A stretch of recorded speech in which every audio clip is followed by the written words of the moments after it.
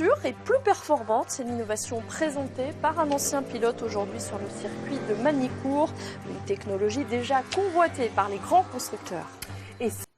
On dirait une moto de course normale, mais lorsqu'on regarde bien la fourche à l'avant du bolide, elle est conçue pour mieux freiner dans les virages.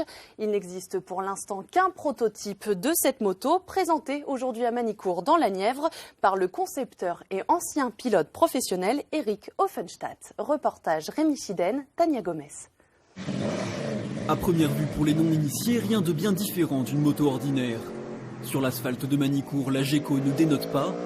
Mais derrière l'aspect classique se cache un prototype longuement mûri par son concepteur.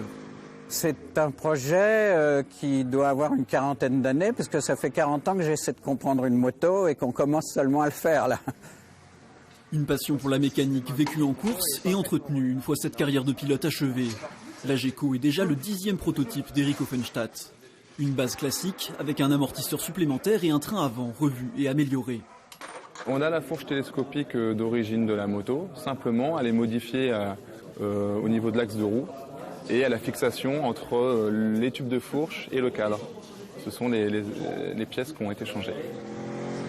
But de ces modifications, gagner de la maniabilité, de la stabilité et de la constance au freinage. Des gains qui peuvent avoir leur importance en course. Un freinage plus tardif, c'est plus de possibilités de dépassement.